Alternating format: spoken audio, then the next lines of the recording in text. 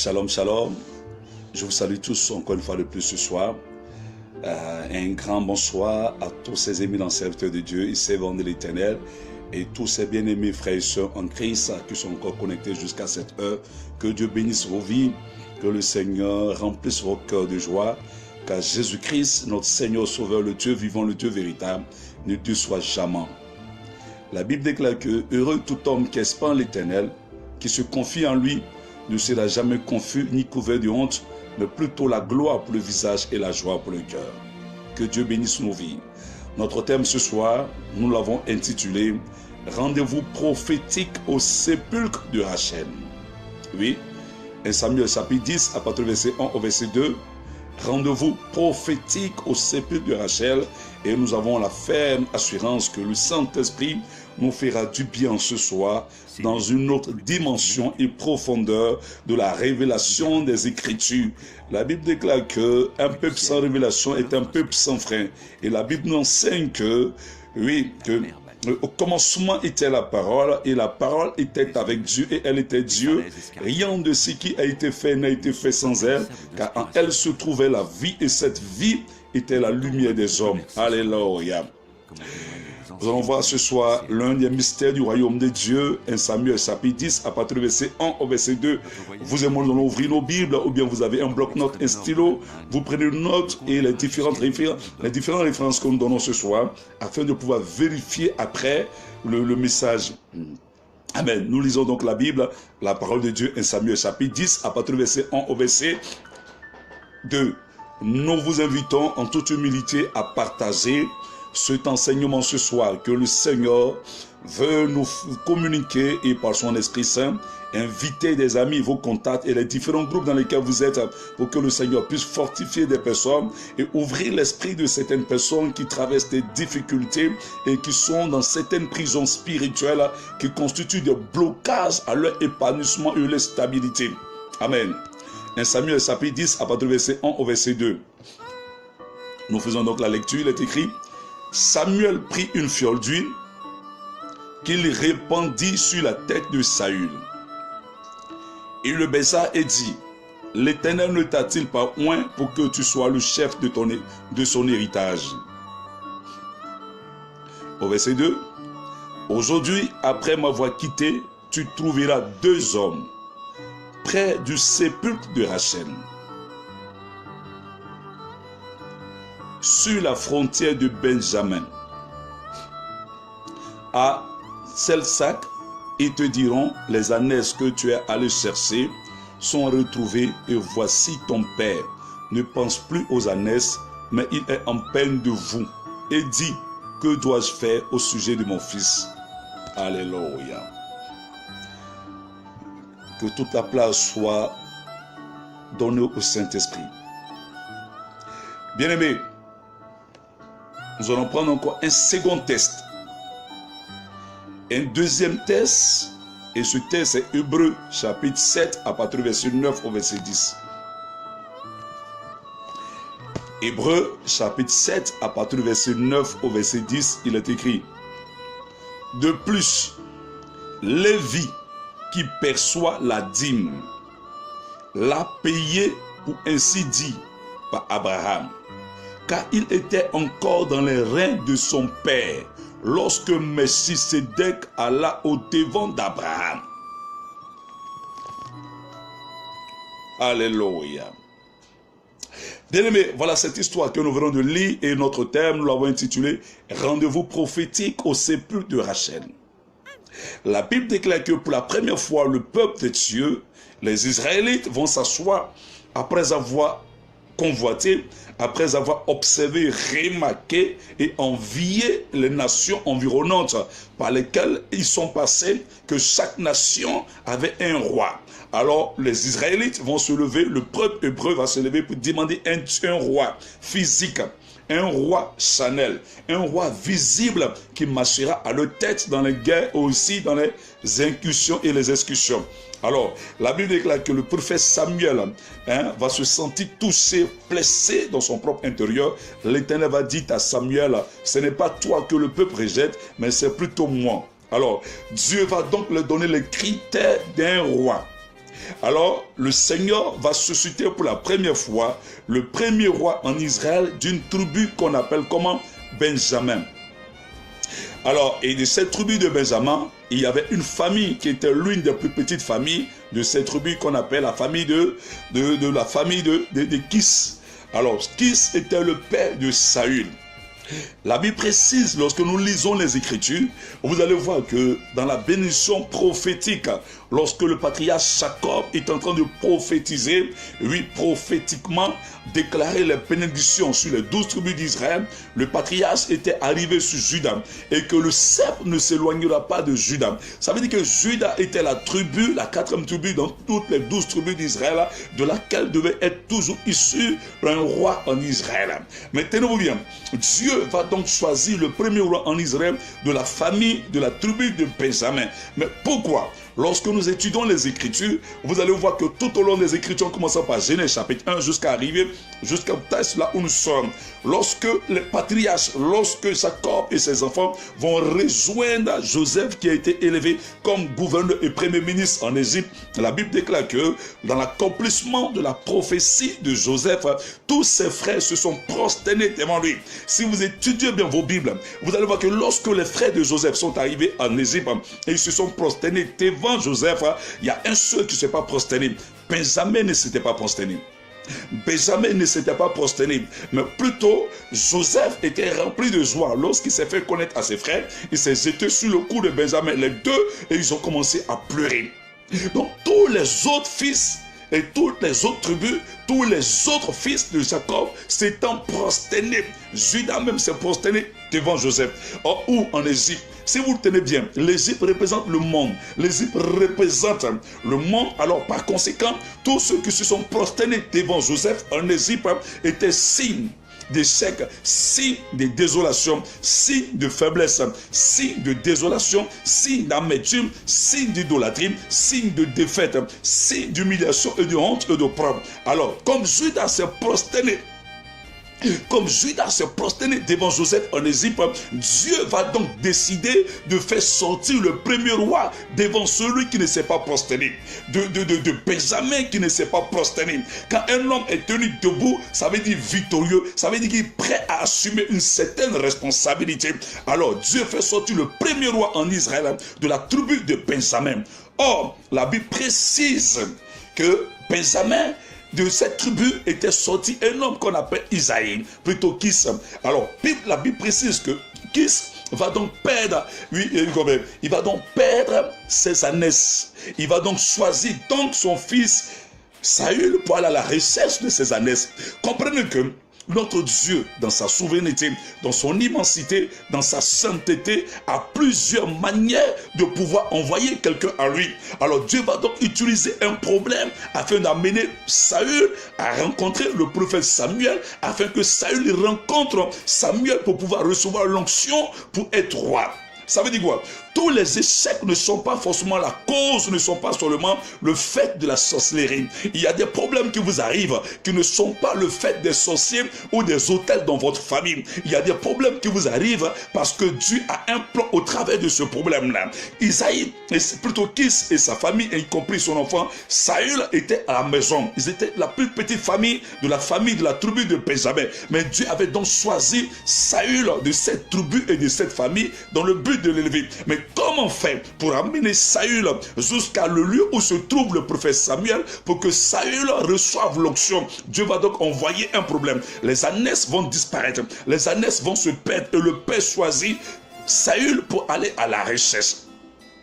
La Bible nous exhorte à faire tout chose sans murmure, sans plainte. Aujourd'hui, il y a des personnes qui se plaignent toujours. Pourquoi c'est toujours moi on désigne? Pourquoi c'est toujours moi on choisit pour faire telle chose, telle chose? Oh, par moi, vous avez l'impression que vous êtes le plus ancien, ou bien vous êtes l'aîné, vous êtes le devancier, mais c'est toujours vous qu'on désigne pour faire telle ou telle chose. Ne vous plaignez pas. Dieu sachant que vous n'avez pas certaines capacités, et elle devait permettre en ce sens que vous êtes toujours celui qui est désigné afin de pouvoir développer un certain talent en vous. Alors Joseph n'avait jamais appris l'économie, Joseph n'avait jamais fait une école de marketing, mais étant esclave dans la maison de Potiphar, et comme il était chargé de gérer tous les biens de Potiphar, alors Dieu est en train de permettre à Joseph de pouvoir acquérir des connaissances en ce qui concerne la gestion, aussi la répartition, aussi dans l'économie et du marketing. Vous voyez, Dieu a sa manière à lui de pouvoir amener ses enfants et ses serviteurs que nous sommes, de pouvoir apprendre certaines choses parce qu'il a prévu un temps d'élévation qui se trouve devant nous, mais que nous ne voyons pas. La situation présente que nous vivons aujourd'hui ne détermine pas notre futur, mais sera un moyen, un canal pour Dieu de pouvoir nous donner une certaine maturité, de pouvoir nous donner une certaine connaissance, car Dieu se saisit de l'épreuve pour nous façonner, de l'épreuve pour nous fortifier, de l'épreuve pour nous conduire à une sorte de la maturité. Regardez, les Israélites n'avaient jamais appris à cause de l'ingéniosité, n'avaient jamais appris l'architecture, mais sur le temps, ils ont appris dans la servitude pendant qu'ils étaient esclaves, pendant qu'ils étaient en train d'apprendre à travailler par des durs labeurs et par des travaux et par les souffrances que Pharaon et son armée les imposaient. Les Juifs ont acquis plusieurs connaissances sur le terrain, dans la servitude, dans la souffrance. Satan pense qu'il est en train de te créer des problèmes. Les démons pensent qu'ils sont en train de te troubler. Mais la sorcellerie pense qu'ils sont en train de te troubler. Mais en réalité, ils ne savent pas qu'ils sont entre les mains de ton Dieu un moyen pour pouvoir faire développer certaines capacités en toi, pour pouvoir faire sortir certaines qualités qui sont cachées en toi. Alors, la Bible précise que le Père va donc désigner Saül et son serviteur pour aller à la recherche des ânesses. La Bible précise qu'ils vont parcourir une ville, 2 villes, 3 villes, 4 villes, 5 villes. Je ne parle pas de quartier, je ne parle pas de village. La Bible insiste qu'ils vont parcourir près de 5 villes. Arrivé à la 5e ville, ils vont s'arrêter. Étant fatigués, Saül va donc dire à son serviteur, oui, retournons-nous, de peur que notre Père se mette en peine de nous. Imaginez, nous lisons ça de manière scripturelle, mais certainement qu'ils ont tapé peut-être 3 jours et qu'ils ont passé peut-être 1 semaine ou 2 semaines parce qu'on parle de ville. C'est en termes de ville nous parlons. Essayez de calculer dans votre esprit la distance parcourue de 5 villes.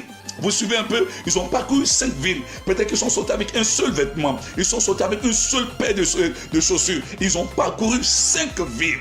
Arrivé à 5e ville, écoutez, le chiffre 5 est le chiffre de la grâce. Le chiffre 5 est le chiffre de la grâce. La Bible déclare qu'au temps de la grâce, Ésaïe chapitre 49 à partir du verset 8, au temps de la grâce, je t'exaucerai, au jour du salut, je te secourrai. Écoute-moi, il y a la grâce. Vous pouvez avoir la grâce, mais il y a le temps de la grâce et il y a le lieu du déclenchement de la grâce. Tenez-vous bien, Joseph avait la grâce de Dieu. Il était celui sur qui la main de Dieu, il était le choix de Dieu pour sa famille. Mais quand Joseph était dans la maison de son père, il ne faisait que recevoir des songes. Vous voyez, vous pouvez avoir la grâce, mais sans être au lieu du déclenchement de la grâce, sans même être aussi dans le temps de la manifestation de cette grâce. Il y a la grâce. Et il y a le lieu de la grâce. Et il y a le temps du déclenchement de la grâce. C'est pourquoi il dit dans Ésaïe 49, verset 8, au temps de la grâce, je t'exaucerai. Joseph avait la grâce. Mais le lieu du déclenchement de la grâce de Joseph se trouvait en Égypte. Vous voyez un peu, l'étoile d'élévation de Joseph se trouve en Égypte. Aujourd'hui, ils pensent le fait que X ou Y aux États-Unis, que ça marche pour lui, ou bien sa soeur se trouve en Europe, ça marche pour elle. Ça, c'est l'étoile de ta soeur qui est rattachée à l'Europe. Ça, c'est l'étoile de ton frère qui est rattaché à l'Occident. Mais rien ne dit que toi, ton étoile est aussi rattachée. Aujourd'hui, plusieurs s'engagent dans certaines choses, pensant que comme l'autre a fait, ça marché, comme l'autre a fait, ça marché, donc lui aussi, automatiquement, ça le fera. Parce qu'il compte sur sa force physique pour se fortifier lui-même, pour dire, je suis courageux, je suis battant, moi aussi, je vais partir. Non! On ne fait rien sans avoir consulté l'Éternel. Même les hommes du monde, ils ne font rien sans avoir consulté certains devins, certains magiciens. Non. Joseph, son étoile était rattachée à l'Égypte. Mais c'était là-bas le lieu du déclenchement. La Bible dit, lorsqu'il a été vendu, qu'il arrivait chez Potiphar, la Bible précise que l'Éternel fut avec lui. Or, quand il était chez son père, à aucun moment, il y a un verset qui dit que l'Éternel était avec lui quand il était chez son père. Mais lorsqu'on vend Joseph en Égypte, puisque c'est le lieu du déclenchement de la grâce, la Bible précise que l'Éternel fut avec lui, car c'est ce lieu-là Dieu a prévu pour manifester sa grâce dans la vie de Joseph. Vous voyez, à partir de ce moment, tout ce que Joseph faisait pouvait réussir. La Bible précise que Saül va parcourir 5 villes avec son serviteur. Donc je vais poser la question aujourd'hui à des personnes. Avec qui tu marches? Qui est ton meilleur compagnon? Avec qui tu montes une entreprise? Avec qui tu fais telle ou telle affaire? Aujourd'hui, il y a des gens, ceux qui se trouvent des malédictions. Vous ne savez pas. La Bible précise, quand Joseph est rentré sur Potiphar, les choses ont commencé à réussir. La prospérité a commencé à se manifester dans la vie de Potiphar. Tout a commencé à réussir sur Potiphar. La Bible précise, lorsque l'arche de l'alliance de l'Éternel est rentrée sur Obed-Edom, la Bible déclare que toute la maison d'Obed-Edom a commencé à prospérer. Écoutez, ne montez jamais une entreprise avec quelqu'un sans avoir consulté l'Éternel. Il y a des gens sur qui se trouvent des malédictions. Il y a des femmes sur qui se trouvent des malédictions. Il y a des hommes sur qui se trouvent des malédictions. Si vous commencez à composer avec certaines personnes, vous serez influencé par cette malédiction de votre vie. Ne vous associez pas avec quelqu'un sans avoir consulté l'Éternel. Aujourd'hui, tout peut vous réussir. Il y a des gens, quand vous rentrez dans certaines maisons avec certaines personnes, les choses commencent à tomber. Vos sociétés commencent à basculer. Ton magasin, ton salon de coiffure commence à prendre un coup. Les clients ne viennent plus. Le problème, ce n'est pas toi. Le problème, ce sont les filles que tu as pris pour employer. Ce sont les employés. Parmi tes employés, il y a quelqu'un qui a une malédiction sur lui. Il y a quelqu'un qui peut avoir un esprit de sorcellerie. Donc, lorsque vous embauchez une telle personne, vous allez voir que vos clients ne vont plus venir. Ou l'argent va commencer à disparaître. Il n'y aura plus d'entrée d'argent. Vous allez vous poser la question, en train de jeûner, prier, sans vous en rendre compte que parmi ceux qui travaillent pour vous, il y a quelqu'un qui n'a pas un esprit qui rentre dans le sens de votre activité. Voilà comment le diable détruit des sociétés. Voilà comment le diable détruit des magasins. Voilà comment le diable détruit certaines familles, certains foyers. Par moment, vous avez embauché des servantes, des majordomes, sans avoir consulté l'Éternel, sans avoir cherché à connaître l'esprit qui est dans cette personne. Tenez-vous bien, lorsque Adam s'est réveillé, Adam a vu Ève. La première des choses que Adam a fait, Adam a remarqué, Adam a dit, voilà l'os de mes os. Bien aimé, on ne voit pas l'os à l'œil nu. Ça veut dire l'os, c'est la partie qui est cachée intérieure. Donc Adam a commencé à regarder le spirituel, ce qui est caché d'abord en Ève, avant de parler de la surface. Ne regardez pas en l'expertise d'un homme. Ne regardez pas à la qualité physique, matérielle d'un homme. Ne regardez pas à la valeur intellectuelle intrinsèque d'un homme. Ne regardez pas à son circuit scolaire. Non, mais regardez d'abord au problème spirituel. Il y a des gens, quand vous embauchez, votre société va tomber. Il y a des femmes, quand vous embauchez dans votre magasin, vous verrez que vous allez fermer. Vous serez endetté, vous allez changer d'activité. Le problème n'est pas l'activité que vous faites. Le problème, c'est avec qui vous travaillez. La Bible déclare que Saül marchait avec son serviteur. Il y a des gens qui sont des blocages dans votre vie. Alors Lot était un blocage. Lot devait se séparer avec Abraham. Aussi longtemps que Lot était avec Abraham, la Bible déclare que l'Éternel ne parlait plus à Abraham. Lisez votre Bible. La Bible précise que l'Éternel a même mis 6 ans de silence entre lui et Abraham. Lisez votre Bible. Il y a eu 6 ans de silence où Dieu ne parlait plus à Abraham à cause de la présence de l'autre. Voyez, donc ne regardez pas. Aujourd'hui, on s'en garde dans les affaires. La Bible parle de Josaphat. Josaphat va s'associer au fils de Akab. Il va acheter un navire. Il peut aller faire quoi? Des transactions, pour faire des commerces, pour aller prendre des objets à travers notre pays sur l'eau, pour revenir et puis vendre à un prix. La Bible déclare que l'Éternel a détruit le bateau en pleine mer. Pourquoi? Parce que la colère de l'Éternel était sur le fils de Akab. Parce que d'abord, il y avait la colère de l'Éternel sur la maison de Akab et sur tous ses enfants. Et toi, Josaphat, tu es un roi qui a trouvé grâce aux yeux de Dieu. Tu vas t'associer avec quelqu'un que l'Éternel guette, que la colère de Dieu est sur ce tendier. Non. Donc vous devez réfléchir avec qui vous travaillez, avec qui vous montez une affaire, qui est dans votre société, qui est dans votre salon de coiffure, avec qui vous travaillez dans votre magasin. Faites attention, vous avez la grâce, mais cependant, il y a des gens qui sont des problèmes dans votre vie. Jésus a prié, il a pris 12 disciples, mais il y a un que le diable va utiliser pour livrer Jésus. Il s'appelle Judas. Donc ne regardez pas la beauté des femmes, ne regardez pas à la taille des hommes. Comme aujourd'hui tu vois les hommes, les femmes qui disent moi je cherche un homme bon signe, bon genre. Vous comprenez un peu, je cherche un homme qui est élégant, un homme qui est bien bâti. Frère, Adam a regardé l'os de mes os, la partie spirituelle, chercher à savoir est-ce qu'il n'y a pas une malédiction sur cette personne. Ayez une vie de prière avant de choisir des employés pour mettre dans votre maison, avant de choisir des majordomes pour mettre dans votre maison, avant de choisir des gens pour travailler dans votre société, dans votre magasin, dans votre chose. Vous comprenez? Il y a des objets qui attirent des malédictions. Il y a des objets qui ont été envoûtés. La Bible déclare que lorsque l'âge de l'alliance est rentré dans la maison de Obed-Édom, Dieu a commencé à faire prospérer toute la maison. L'âge de l'alliance était un coffret. Aujourd'hui, il y a des gens qui viennent décorer les maisons en partant prendre des pots de fleurs, de certains objets, certains posters bien qui sont coûteux pour mettre dans les salons. Écoutez, dans le monde dans lequel nous sommes, le hasard n'existe pas. Le diable utilise l'ignorance des enfants de Dieu pour les avoir.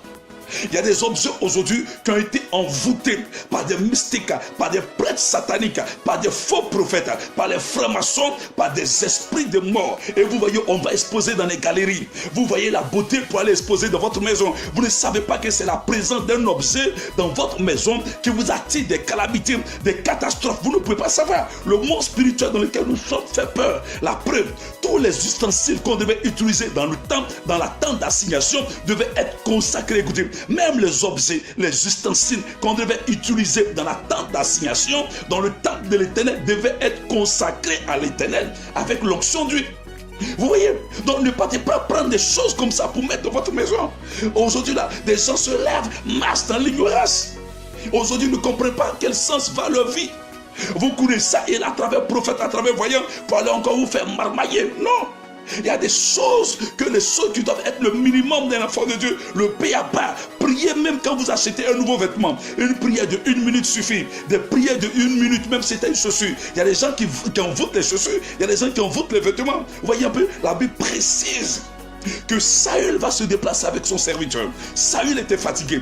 Toujours quand vous serez fatigué, c'est là l'Éternel va donc décider de se révéler maintenant à vous. La Bible précise que Saül va dire à son serviteur, retournons de peur que notre Père se met en peine de nous. Tenez-vous bien, qu'est-ce qui va se passer? Son serviteur va lui dire non.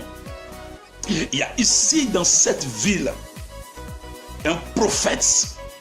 Tout ce qu'il dit ne manque pas d'arriver. Alléluia. Je ne sais pas combien de villes tu as parcouru à la recherche de la solution, à la recherche d'un emploi. Tu es fatigué. Tu as parcouru 1 ville, 2 villes, 3 villes, 4 villes, 5 villes. Tu es fatigué. Tu as été même escroqué. Tu as été même marmaillé. On t'a donné des prophéties pour te faire rêver. Des dizaines de bonnes aventures. On a montré des signes. Ils ont fait sortir le feu. Ils ont fait des faux miracles pour mettre en toi la foi, la confiance. Ils ont bouffé ton argent pour rien. Jusqu'à là, tu ne vois aucun signe de la part de Dieu. Tu ne vois même pas le symptôme d'une quelconque prophétie qu'on a annoncé sur ta vie. Tu ne vois rien. Tu es dans le brouillard. Tu es dans l'obscurité. Tu es désemparé. Tout bascule tout autour de toi. C'est là même les choses s'amplifient. Les choses se compliquent. Tu te poses la question, est-ce que Dieu est réellement vivant?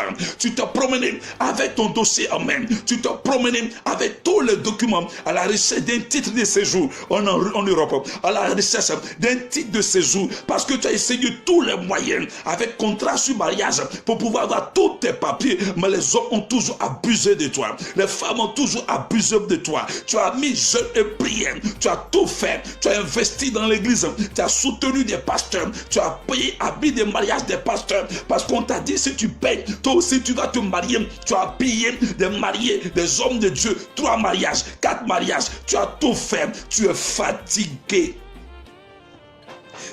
Saül était fatigué.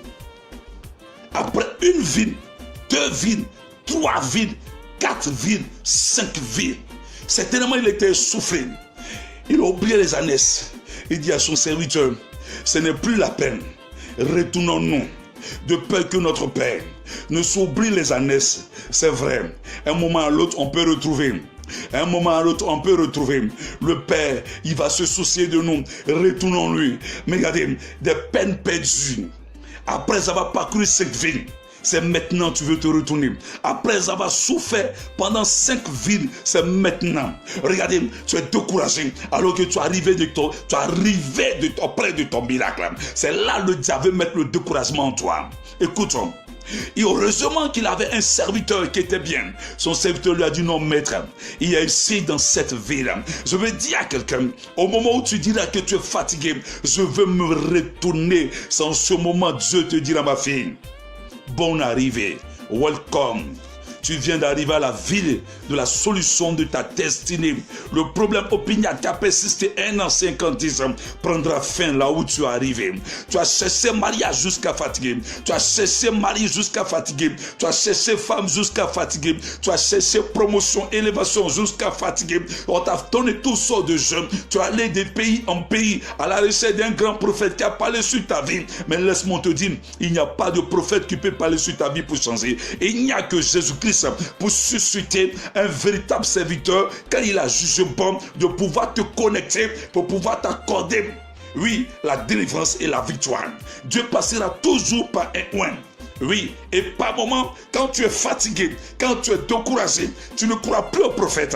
Parce que plusieurs t'ont marmaillé, plusieurs t'ont escroqué, plusieurs tu ne crois plus. Et quand tu entends parler d'un prophète, tu dis, oh, ils sont tous les mêmes. Laisse-moi te dire, le Seigneur dit, il s'est réservé encore 7000 prophètes qui n'ont pas fléchi genoux devant Baal, qui n'ont pas fléchi genoux devant Mammon, qui n'ont pas fléchi genoux sur la cupidité, qui n'ont pas fléchi genoux sur les marmailles, qui n'ont pas fléchi genoux sur les choses matérielles, mais qui sont l'Esprit de Dieu et qui servent Dieu nuit et jour avec une sincérité.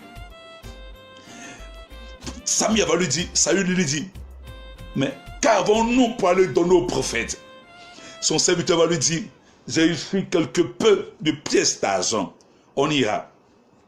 Ils vont aller trouver, alors qu'à la veille, écoute-moi, à la veille, avant que Saül arrive, l'Éternel avait dit à Samuel, demain je t'enverrai celui que tu vas oindre pour roi. Alléluia. Écoute, Dieu te connaît. Donc lorsqu'on te fait croire que tu n'es pas venu aujourd'hui au culte, sinon l'heure de ta bénédiction est arrivée, l'ange de l'Éternel est parti, ça là, tu n'étais pas là, tu n'es pas venu au culte, donc l'ange de la bénédiction est venu, n'est pas dit. C'est du mensonge. C'est de la prétention. C'est de la pure marmaille organisée. La distraction. Dieu te connaît. Dieu connaît nos adresses. Dieu sait là où tu es. Lui-même, il a tous les moyens pour t'amener à lui. Oui. La Bible déclare que lorsque ils vont arriver dans la ville pour aller rencontrer le prophète, ils vont poser la question pour lui dire, s'il vous plaît, montre-nous la maison du voyant, du prophète. Le prophète va lui dire, c'est moi. Il dit, restez aujourd'hui. Dieu dit au prophète Samuel, voilà l'homme de qui je t'ai parlé. Dieu te connaît. Dieu me parle de Saül au prophète Samuel. Il dit, voici l'homme de qui je t'ai parlé. Alléluia. N'est-ce pas merveilleux? Voici l'homme de qui je t'ai parlé. Le prophète a écouté, comme Saül n'était pas descendant de la tribu de Juda, alors Dieu va donc demander au prophète Samuel d'offrir un sacrifice. Et lors de ce sacrifice, il y avait une partie qu'on appelle la partie de la droit d'onction. Cette partie de droit d'onction concernait l'épaule droite, concernait tout ce qui entoure la poitrine, les rognons et la graisse, et le zigote droit. Ces choses revenaient à l'Éternel. Donc Dieu va donc demander au prophète Samuel de mettre ces parties à part. Et que Saül allait manger donc ces parties afin de mettre une substance dans la vie de qui? Dans la vie de Saül. Écoute-moi, manger en rêve n'est pas seulement l'œuvre de la sorcellerie. Longtemps on vous a fait croire que si tu fais un rêve, tu manges en rêve, ça veut dire qu'on est en train d'initier. Non, ça dépend de quoi vous mangez. Donc, manger une nourriture en rêve n'est pas seulement initier quelqu'un à la sorcellerie. La Bible précise que Dieu va donner une vision à Pierre, qui était dans Actes chapitre 10, Actes chapitre 11. Pierre se trouvait sur le toit de la maison de Simon le corroyeur. Donc Dieu va donner une vision à Simon Pierre, et il dit à Simon Pierre de tuer un oiseau, un quadrupède et de manger. Jésus aussi vient et dit, celui qui ne mange pas et ne boit mon sang n'est pas un avec moi. Vous comprenez un peu? Donc il y a un mystère dans la nourriture. Donc ça dépend dans quel cas il va. Voir un serpent en rêve n'est pas seulement une œuvre de la sorcellerie. Le serpent représente le logo de la médecine. Tu peux être malade et puis Dieu te montre un serpent qui n'est pas violent, qui n'est pas agressif, mais qui ne te menace pas. Soit Dieu veut dire qu'il veut opérer une délivrance en toi, ou bien tu souffres d'un mal ou d'une maladie mystique. Donc le serpent que tu vois devient le remède. Voilà pourquoi tous ceux qui étaient mordus par le serpent des reins, Dieu avait dit à Moïse d'élever un serpent sur une pêche. Tous ceux qui devaient regarder le serpent de Moïse étaient guéris instantanément. Quand on voyait que l'apôtre Paul, dans Actes chapitre 28, la Bible déclare que Paul avait été mordu par une vipère, mais il a secoué. Vous comprenez un peu? Donc le serpent, le venin du serpent n'est pas à 100% poison. Il y a une petite dose qui est nutritive, qu'on utilise pour faire même le sérum anti-venimeux. Donc on voit que la médecine est représentée par un logo taureau, c'est le serpent qui est levé. Ce serpent-là représente quoi? La médecine, la guérison. Donc vous pouvez voir un serpent qui ne vous menace pas dans un rêve. Un serpent qui est peut-être à côté de vous, ou bien qui vous fixe, qui n'est pas forcément en train de vous piquer, en train de vous mordre, ou bien qui n'est pas agressif. Ça veut dire que Dieu peut vous communiquer un don de guérison. Donc ayons le discernement et pouvoir décoder les songes, pour pouvoir décoder les oracles de Dieu. Donc c'est pourquoi le Seigneur dit, sans moi vous n'êtes rien. La Bible déclare que Daniel avait un esprit de pouvoir décoder, expliquer les signes et les oracles. Donc n'interprétez pas les choses parce que quelqu'un a dit ça un jour, la vie est un serpent. Le serpent n'est pas forcément le diable. Ça dépend dans quel contexte que Dieu veut vous donner un message. Quand on voit un taureau dans un rêve, on voit un mouton dans un rêve, ne veut pas dire qu'on est en train de vous faire un mouton pour vous manger. Non. En ancien temps, dans l'Ancien Testament, il n'y avait pas de monnaie, de billets de banque pour pouvoir estimer la richesse et la prospérité d'un individu. Donc on utilisait, on comptait le nombre de têtes des animaux. C'est pourquoi on dit qu'Abraham était riche en bétail, en gros et en petit. On vous parle du nombre de bêtes de Salomon et on vous compte le nombre de bêtes qu'Isaac avait. Donc en parlant de la tête, du nombre de bêtes des animaux, on pouvait évaluer la richesse d'un individu. Donc voir un mouton en rêve, voir peut-être un bœuf ou un taureau qui ne vous agresse pas, qui ne vient pas vous attaquer, ne veut pas dire que c'est un sorcier, une sorcière qui est au village, qui est venu vous attaquer. Non, l'enfant de Dieu ne doit pas avoir peur. Ça veut dire aussi que les animaux représentaient la richesse ou la prospérité. Ça veut dire que bientôt Dieu va t'ouvrir une porte, une entrée d'argent pour te permettre de débuter un projet ou une entreprise. Voilà aussi ce que ça veut dire. Donc ne voyez pas avoir mouton ou bien taureau ou bien chèvre qui veut dire sorcellerie. C'est une question de discernement et de révélation, de pouvoir décoder et expliquer les oracles que Dieu vous donne à la lumière des Écritures. Donc n'est pas prophète qui veut. C'est une question de l'Esprit de Dieu qui vient vous expliquer, qui vient vous décoder les signes et les oracles. Écoutez, on n'apprend pas le prophétique, ça ne s'apprend pas, ça vient de Dieu. Donc aucun homme ne peut dire se prétendre ou prévaloir pour venir expliquer les choses. Parce qu'aujourd'hui plusieurs font des choses de quoi? Du copier-coller. Non. Alléluia. Amen. Donc vous voyez un peu. Alors Dieu va donc dire au prophète Samuel de dire à Saül. Donc Samuel va dire à Saül, sans même poser la question à Saül, il dit ne t'inquiète pas pour les ânesses de ton père qui ont été retrouvés il y a de cela 3 jours. Mais reste avec moi. Écoutez, il dit reste avec moi. Tu mangeras avec moi aujourd'hui et je vous laisserai partir. N'est-ce pas toi que Dieu a établi pour être quoi? Pour être établi. Alléluia. Pour être établi sur les choses de Dieu. Alors, le prophète Samuel va donc prendre. Alors, le prophète Samuel va donc prendre Saül qui va introduire où dans une salle. Écoute-moi. Il va introduire Saül dans une salle. La Bible dit à la tête de 3 convives qui se trouvaient dans cette salle. Il va le mettre à la tête de ces personnes. Et Samuel va dire au cuisinier, fais sortir le morceau, la portion que je t'avais dit de mettre à part, car le propriétaire est arrivé. On fait sortir cette portion et on place devant Saül. Et le prophète Samuel dit à Saül, mets-le devant toi et mange, car on l'a gardé pour toi avant que tu n'arrives. Écoute, le prophète Samuel insiste, il dit, mets-le devant toi et mange, car on l'a gardé pour toi. Ça veut dire quoi? Quand on vous fait croire que tu n'es pas venu aujourd'hui au culte, ça fait 1 mois que tu n'es pas venu au culte, l'ange de ta bénédiction est parti, c'est du mensonge. Le prophète dit, on l'a gardé pour toi avant ton arrivée. Donc, ce que Dieu a prévu pour toi, personne, aucun sorcier ne peut l'enlever. Aucune sorcière ne peut l'enlever. À moins que toi-même tu as abandonné Jésus. À moins que toi-même tu ne vis plus la parole de Dieu. C'est que Dieu t'a gardé. La sorcellerie peut te fatiguer. Les ennemis peuvent te fatiguer. Mais il y a un jour, tu vas prendre possession de ce que Dieu t'a gardé. Les problèmes vont te fatiguer. Les problèmes deviennent un moyen pour Dieu pour te permettre d'avoir quoi? La maturité, l'espérance spirituelle, afin que tu saches gérer la bénédiction que Dieu va te donner.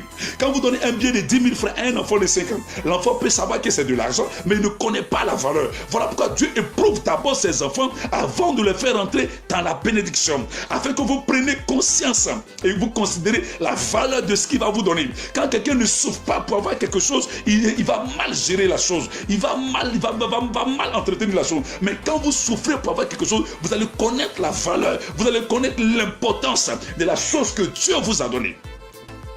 Alléluia. Alors on met devant, mais quelle était cette portion? Écoutez, cette portion, on appelle cette portion le droit d'onction. C'était l'épaule droite. Pourquoi? L'épaule droite. La Bible déclare que un enfant nous est né, un fils nous est donné. On l'appellera quoi? Admirable conseiller, prince de paix, Père éternel, Dieu tout-puissant, et la domination reposera sur son épaule. Ça veut dire, en mangeant cette potion, Dieu est en train de mettre la domination dans la vie du Saül, qui va devenir, qui sera le futur et le premier roi d'Israël. Alors, et la deuxième potion, c'était la poitrine. Écoutez, la poitrine. La poitrine représente quoi? La poitrine représente la gloire. C'est pourquoi lorsque vous allez dans Apocalypse chapitre 16, Apocalypse chapitre 19, on va vous dire que Jésus-Christ était comme sur un cheval, un cavalier, un victorieux qui montait à l'assaut et qui avait sur sa poitrine une ceinture d'or. Vous comprenez? Sur laquelle était écrit Seigneur des Seigneurs et sur sa cuisse Roi des Rois. Donc la ceinture représente la victoire et la gloire. C'est pourquoi vous allez voir que les gros bras, les loupas là, à force de faire quoi? Du sport, du fitness, ils ont une forte poitrine. Une poitrine qui est développée, ça représente la gloire. C'est pourquoi vous allez voir aujourd'hui, les hommes sont beaucoup sensibles à excusez-moi de le dire, à des femmes qui ont de fortes poitrines. Vous voyez, parce qu'il y a un mystère au niveau de la poitrine. La poitrine représente la gloire. Donc vous voyez que les loupas, les gros bras qui font la musculature, leur poitrine se développe. Ça donne le signe de la victoire. Quand vous voyez les catcheurs, quand ils remportent la victoire, on leur donne une ceinture. Mais comme ils ne peuvent pas positionner la ceinture sur la poitrine, ils mettent ça sur les ventres. Sinon, en réalité, cette ceinture doit être portée sur la poitrine. Alors, donc, le Saül devait manger la poitrine. La troisième portion, c'était la cuisse. Et c'était le zigot droit. Lorsqu'il y a des cérémonies de nouvelle année, ou bien on tue un poulet, regardez, tenez-vous bien, toujours la cuisse, les zigots de poulet reviennent toujours à qui? Au père de famille, ou bien au chef, au responsable premier d'une maison ou d'une structure. Ça veut dire quoi? La cuisse droite représente l'honneur et la dignité. Donc en mangeant cette portion, Dieu veut relever la destinée de Saül pour lui donner quoi? La dignité, l'honneur. Aujourd'hui, quand vous n'avez rien, on ne vous considère même pas dans votre famille. Même vos soeurs vous méprisent, vos parents vous méprisent. Ils préfèrent considérer vos petits frères à cause de l'argent. Aujourd'hui, l'honneur de certaines personnes a été bafoué. La dignité de certaines personnes a été bafouée. Quand on y a une réunion de famille, tu prends parole, on te dit, toi, tais-toi, les bonnes personnes vont parler. C'est vrai ce que tu dis là, tu as les idées, mais laisse les gens d'abord vont parler. C'est toi, on te parle au singulier. Pourquoi? Parce qu'on s'est dit quoi? Tu as raté ta vie. Parce qu'on ne voit pas que le matériel. Parce qu'aujourd'hui, le monde est attaché au matériel. Le monde regarde l'apparence, mais Dieu regarde à sa parole, qui a décidé de faire de toi la femme choisie de ta famille, qui a décidé de faire de toi le soir de ta maison, le soir dans ta famille, le soir parmi tous tes frères. Toi qui as été méprisé, toi qu'on n'a pas calculé, toi qu'on a méprisé, rejeté, toi qu'on a pensé que plus rien de bon ne pouvait sortir de toi, toi qu'on a pensé que tu as fait 3 échecs dans le mariage, toi qu'on pense que ça fait 5 ans, 10 ans, tu es en Europe, tu n'as pas de titre de séjour, que les hommes abusent de toi, c'est avec toi, à part toi, que Dieu fera sortir toujours le meilleur. Dieu a toujours utilisé celui qu'on a rejeté. Dieu a toujours utilisé celui qui a été incompris, celui qui a été méprisé, celui qui a été marginalisé. Alléluia. Alors le Saül va manger toutes ses parties. Tenez-vous bien. Il doit manger d'abord ses parties avant qu'on lui donne l'onction. Vous voyez, il devait manger d'abord avant qu'on lui donne l'onction d'huile. Pourquoi? C'est un mystère. Parce que la nourriture spirituelle, prophétiquement parlant, qu'il devait manger ici, c'était pour faire asseoir la substance de la royauté d'abord. Donc le prophète attend d'abord à ce que Saül mange la partie qui revient à Dieu, qu'on appelle le droit d'onction. Donc quand Saül finit de manger, on arrive automatiquement à notre texte de base. 1 Samuel chapitre 10. La Bible déclare que le prophète Samuel va prendre maintenant la fiole d'huile. Il va répandre cette huile-là. Sur qui? Sur la tête de qui? Sur la tête de Saül. Écoute-moi. C'est le contraire que nous voyons aujourd'hui. Nous voyons aujourd'hui des gens qui prennent l'argent. Ou bien des hommes de Dieu qui disent, ma fille, faut envoyer une offrande. Il a été oindre. Faut envoyer une offrande. Je vais te oindre. Je vais te donner mon onction. Écoute, aucun homme de Dieu ne peut donner son onction à qui que ce soit. Sans la caution de l'Éternel. Et je vous l'ai déjà dit ici. Aucun homme de Dieu, lisez votre Bible, sans la caution de l'Éternel, c'est de la prétention, c'est du banditisme, c'est de la naque. C'est Dieu qui a dit à Samuel de rependre. C'est Dieu qui a dit à Moïse de mettre les mains sur Josué. C'est Dieu qui a dit dans Actes chapitre 13, pendant que étaient en train de prier, Actes chapitre 13, verset 1, verset 2, verset 3, la Bible déclare que pendant qu'ils étaient en train d'exercer de leur ministère, ils étaient dans le jeûne et la prière, le Saint-Esprit se révéla à eux pour leur dire, mettez-moi à part Paul et Barnabas pour une œuvre à laquelle je les appelais. Qu'est-ce que nous voyons aujourd'hui? Des hommes de Dieu, des serviteurs de Dieu qui sont pressés d'avoir la foule, pressés d'avoir les offrandes et les dîmes, pressés de se faire un nom eux-mêmes. Ils prennent de l'argent pour aller au Ghana, ils prennent de l'argent pour aller au Nigeria, ils prennent de l'argent pour aller aux États-Unis. Pour faire quoi? Pour déplacer certains hommes de Dieu avec des bruits, des fanfares de part et d'autre pour se faire consacrer. Jamais un homme de Dieu que Dieu a appelé à le servir dans l'Ancien Testament jusqu'au Nouveau Testament n'est allé voir quelqu'un pour dire à quelqu'un de venir le consacrer. C'est le contraire nous voyons aujourd'hui. Et puis on voit consécration est égale à l'argent. C'est de la marmaille. Voilà pourquoi il y a un désordre aujourd'hui dans les églises. Parce qu'ils se sont autoproclamés eux-mêmes. Par quoi? Ils sont remplis de cupidité. Pour qu'on les appelle aussi daddy. Pour qu'on les appelle aussi daddy. Pour qu'on les appelle aussi fava. Pour qu'on les appelle aussi papa. Pour qu'on les appelle aussi mon prophète major. C'est de la prétention, du mensonge. Ce n'est pas biblique. C'est un réseau de bandits organisés. Un réseau de mafia. Un réseau de chrétiens. Un réseau de francs-maçons. Un réseau de pasteurs vaudous. Jamais dans la Bible. On n'y a pas quelques Dieu qui ne peut pas t'appeler et puis toi tu apprends l'argent pour aller dire à qui vient me consacrer. C'est faux. Lisez votre Bible. Demandez-les. Je suis prêt à affronter, à confondre qui que ce soit à la lumière des Écritures. Montrez-moi un seul passage où Dieu, où quelqu'un même allait voir quelqu'un pour dire viens me consacrer, viens me donner l'onction. C'est faux. C'est faux. Au point que tu vois, on met une grande cérémonie de consécration du bishop temps, de l'archevêque temps, du prophète temps. Ils prennent l'argent pour aller trouver des gens. Jamais de la vie dans la Bible. Montrez-moi qui a fait ça. Élisée était quelque part derrière le troupeau. C'est Dieu qui a dit à Élie, 1 Samuel, 1 Roi, chapitre 19, à partir du verset 18 jusqu'au verset 20. Dieu dit à Élie, va oindre Élisée, fils de Shaphat. Élisée même ne savait rien de ce qui s'est passé. Voilà Élie qui débarque. Vous comprenez un peu? Jamais quelqu'un ne s'est levé pour prendre de l'argent, pour aller trouver quelqu'un pour lui dire, viens me oindre. Regardez, Paul est tombé, Actes chapitre 9, il a rencontré Jésus. Paul était frappé d'aveuglement. Il était dans une maison, il était en train de prier. Et puis le Seigneur Jésus s'est révélé au disciple qu'on appelle Ananias. Il dit Ananias, va dans telle rue. Il y a quelqu'un qu'on appelle Saul de Tarse. Il est en jeûne de prière. Va lui imposer les mains, va prier pour lui afin qu'il sache. Parce que c'est un instrument pour moi que je vais utiliser. Regardez, Paul n'a pas pris l'argent pour dire, va trouver quelqu'un, viens me consacrer pour le ministère de l'apôtre. Non.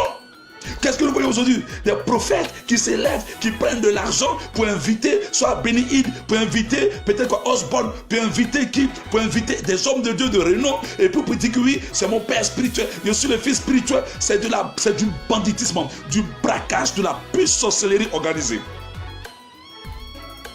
Paul dit, même si un ange venant du ciel, Actes chapitre 1 à partir du verset 7 au verset 8, pour vous annoncer un évangile contraire à celui que nous avons pressé, qu'il soit maudit.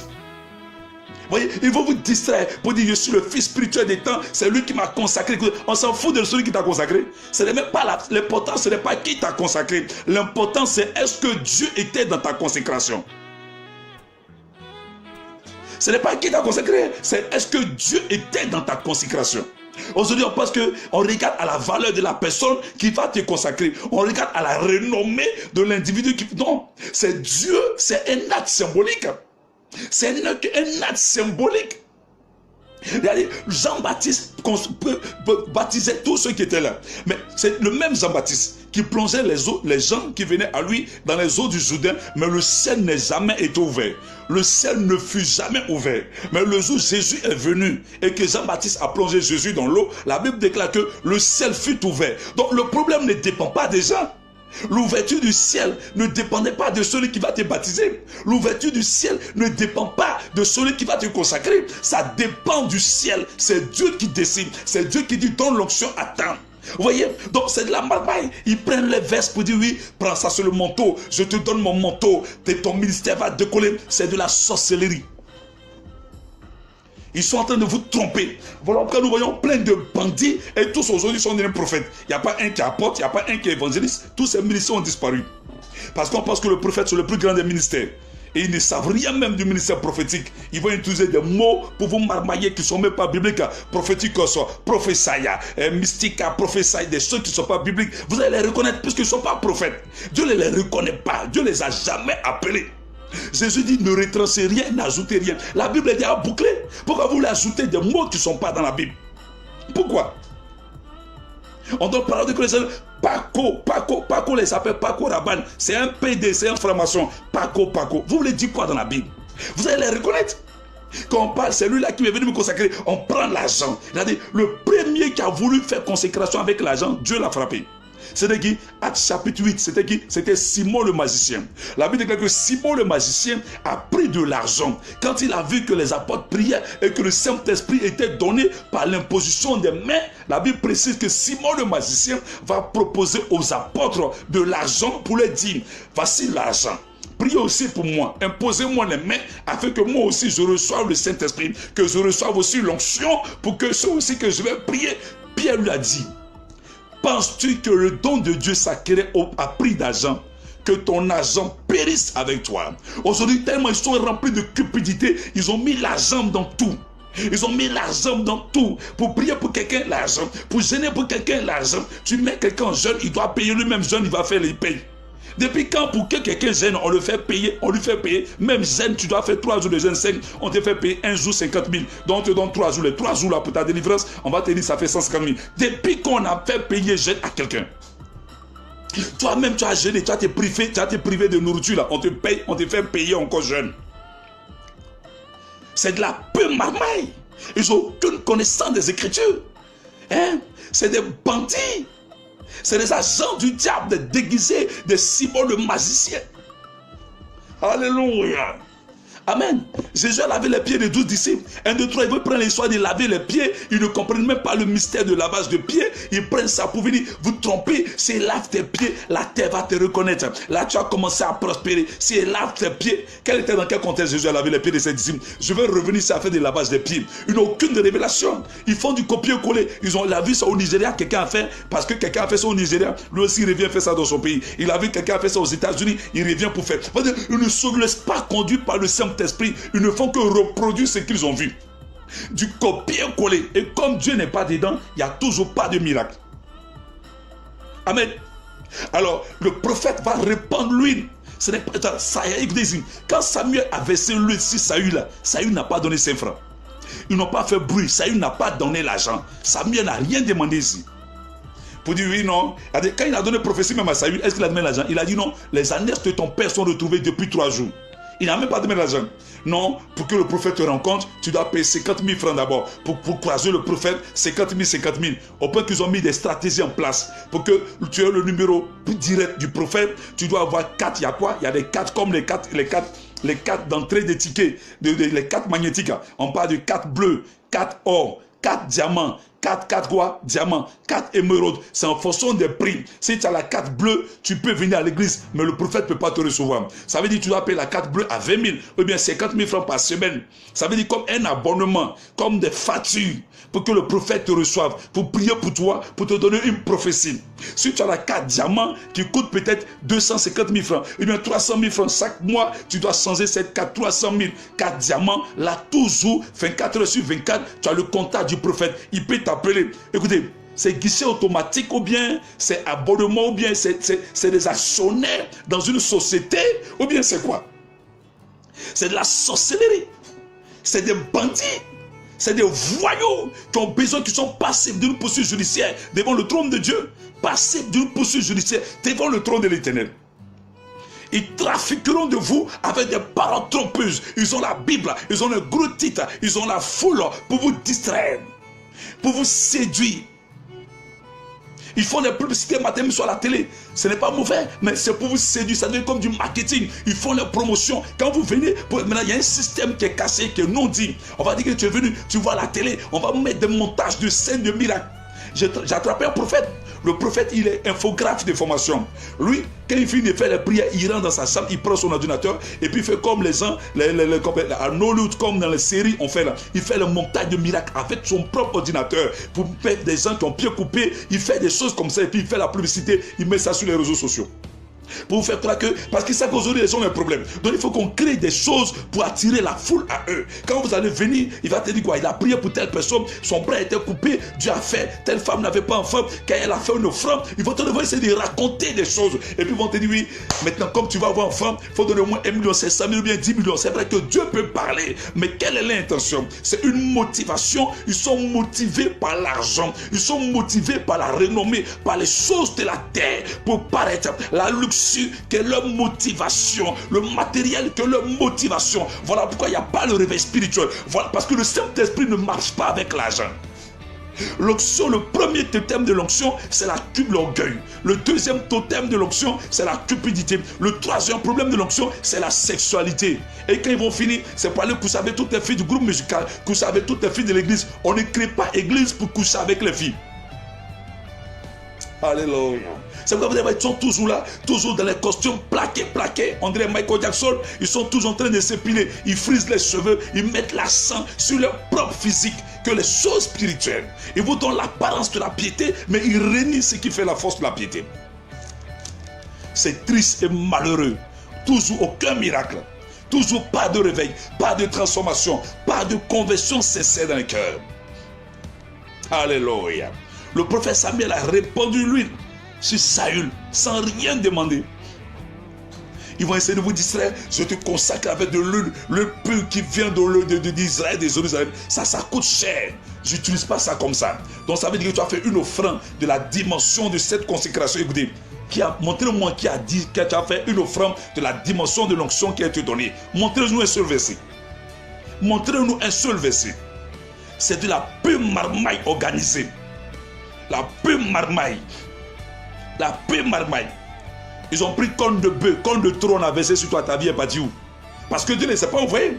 Quand Dieu est dans quelque chose, tu vas voir le miracle qui va suivre. Quand Dieu est dans quelque chose, tu vas voir le déblocage. Tu vas voir la prophétie s'accomplir tel qu'il a dit. Un vrai prophète, il n'a pas besoin de ta foi. Quand le vrai prophète dit que Dieu m'a dit et qu'il parle, la chose va arriver. La chose va arriver. Mais puisque Dieu ne les a pas envoyés, puisque Dieu ne les reconnaît pas, ils vont essayer de vous distraire. Vous ne verrez pas ces choses s'accomplir.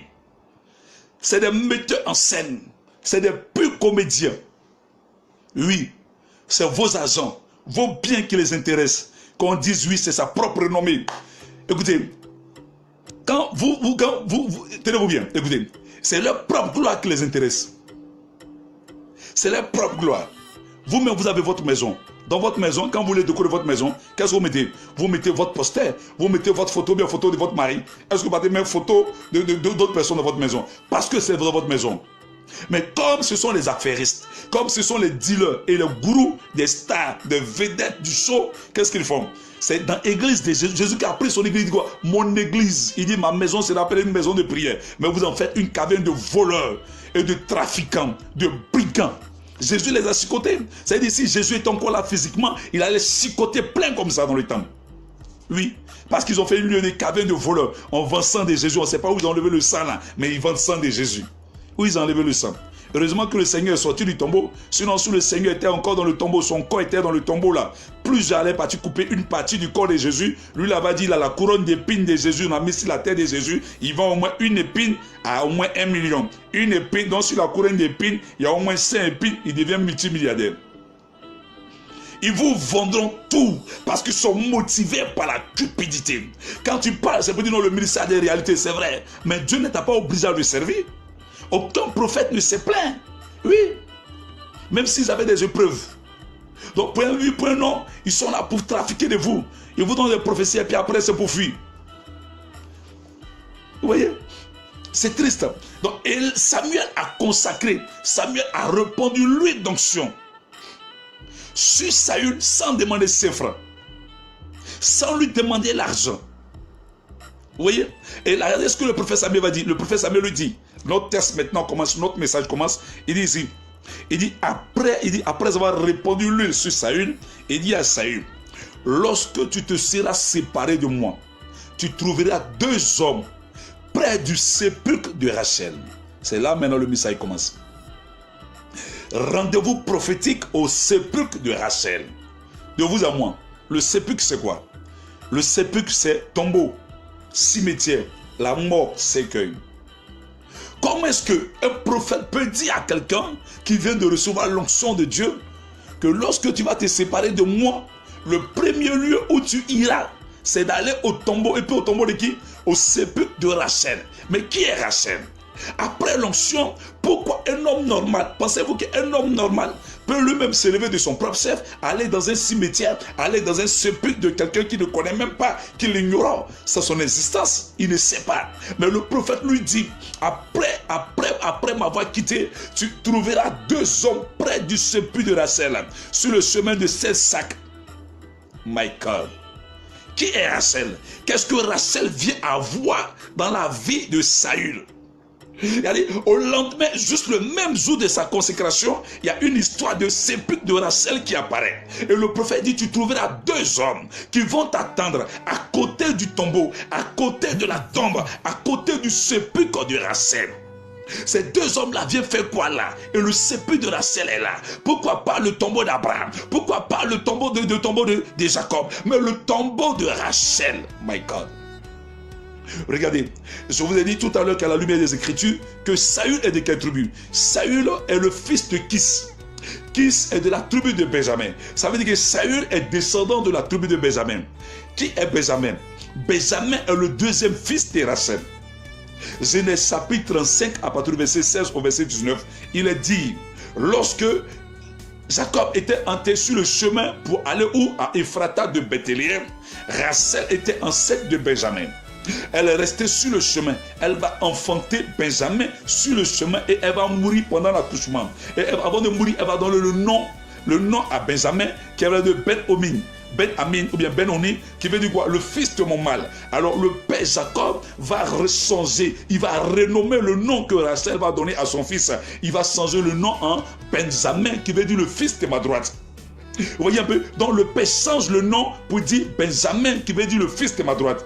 Regardez, la Bible précise que Rachel est morte sur le chemin. Ça veut dire qu'elle n'est pas arrivée dans le pays de destinée. Ça veut dire qu'elle n'est pas rentrée dans le pays de l'accomplissement que Dieu avait donné comme prophétie à qui? À Jacob. Donc ça veut dire que l'esprit de Rachel qui est morte sur le chemin, au seuil, à quelque part de Bethléem, à quelque part des fratas de Bethléem, représente les limites spirituelles, représente les blocages spirituels. Donc, ça veut dire quoi? Rachel, elle est arrière-grand-mère de qui? De Saül. Saül même n'a jamais entendu parler de Rachel. Saül même ne connaît pas l'histoire de son arrière, de son ascendante. Mais regardez, en même temps, il reçoit l'onction, l'esprit de Rachel du tombeau va commencer à l'attirer pour aller au sépulcre. Pourquoi? Parce qu'il vient de recevoir l'onction pour être roi. Or de Benjamin, il n'est jamais sorti de roi. Vous voyez, aujourd'hui comme ça, beaucoup de personnes sont influencées par l'esprit de leur arrière-grand-mère. Par un esprit dans la famille qui a mis un blocage. Et puis le blocage vient toujours à la dernière minute du miracle. Tu as tout fait jusqu'à quelqu'un t'appelle aujourd'hui pour venir faire quoi? Commencer ton premier travail. C'est le même jour que tu vas aller commencer ton premier travail net. Il y a un problème qui arrive. Donc vous voyez, ça devient un cycle maléfique, perpétuel. Toujours dans un éternel recommencement qui n'a pas de nom. L'esprit de limite de Rachel qui influence par un esprit de mort.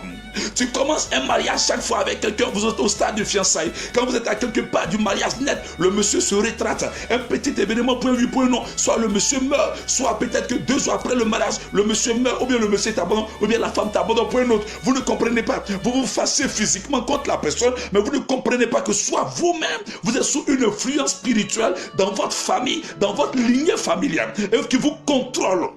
Ce démon de l'esprit de Rachel est caché.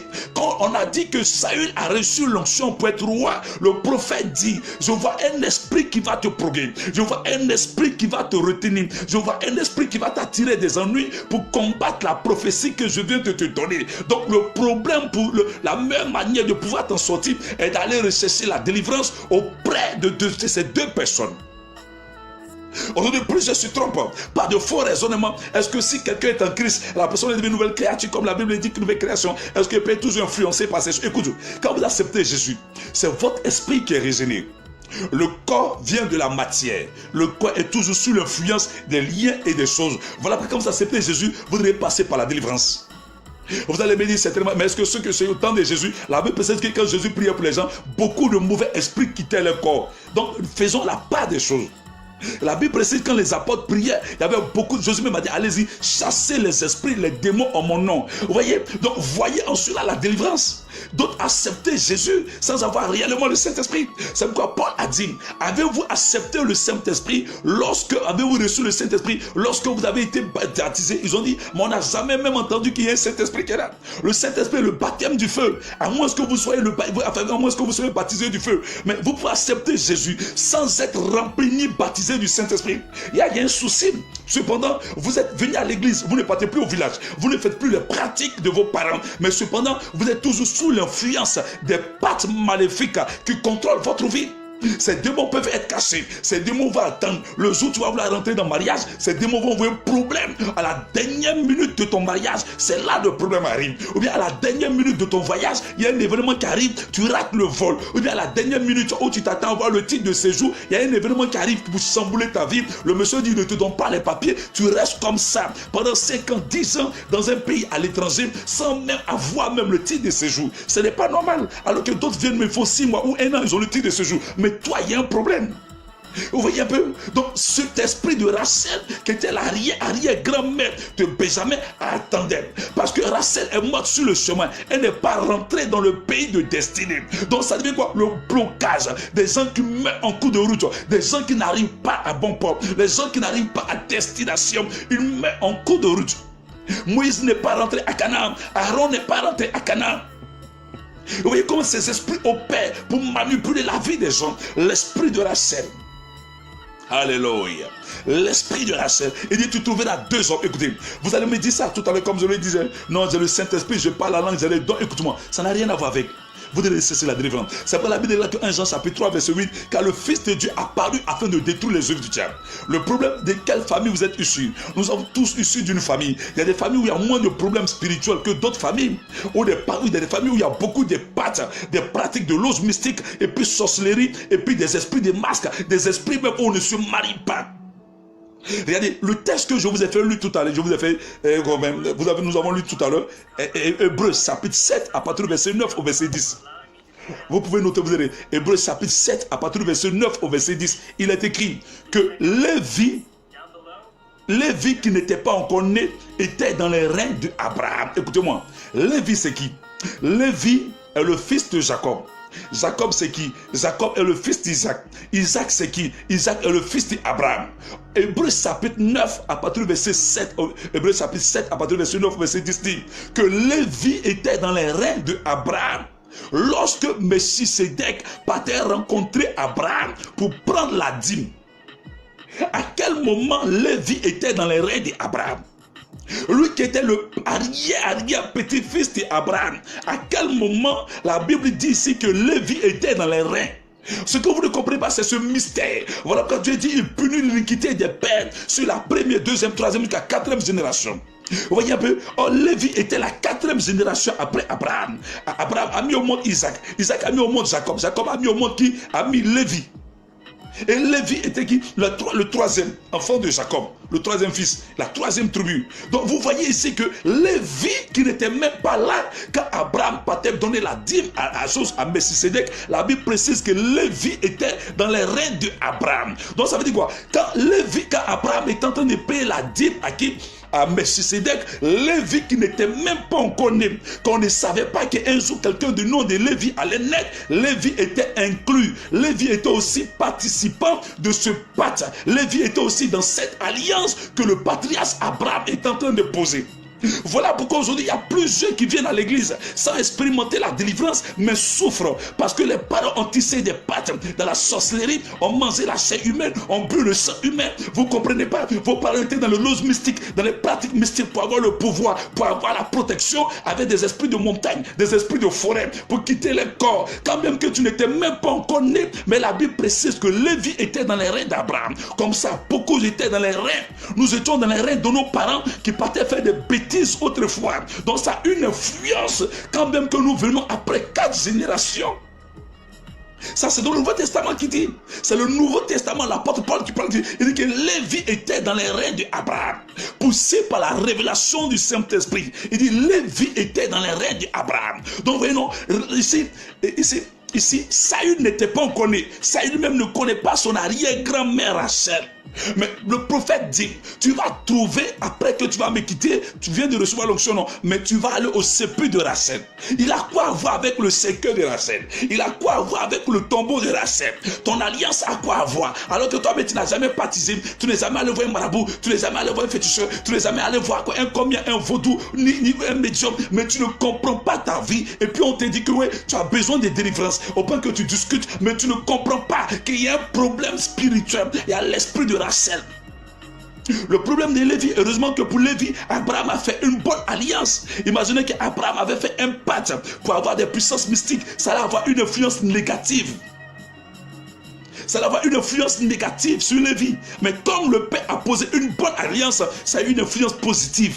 Aujourd'hui, il y a des familles où tout les réussit facilement. Ils vont à l'église comme vous, mais tout les réussit facilement parce que les parents ont tissé des alliances avec le Seigneur. Les parents ont construit la maison de Dieu. Les parents ont investi dans les églises. Donc, ils sont influencés positivement par les sémences, par les offrandes, par les choses, les actions que les parents ont posées dans la maison de Dieu.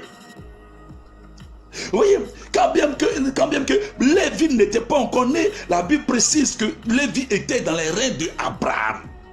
Aujourd'hui, il y a les parents à force de pratiquer la sorcellerie pour avoir des pouvoirs dans le monde politique. Dans la politique, ils vont faire des pactes. Ils sont tellement égoïstes, ils ne pensent pas à eux, ils ne pensent même pas à leurs enfants. Ils disent oui, je vais avoir pouvoir. Donc tous les enfants que mes femmes vont avoir, je te vends toutes mes filles. Alors que vous êtes nés, mais vos parents ne vous disent pas qu'ils ont vendu votre mariage à des démons.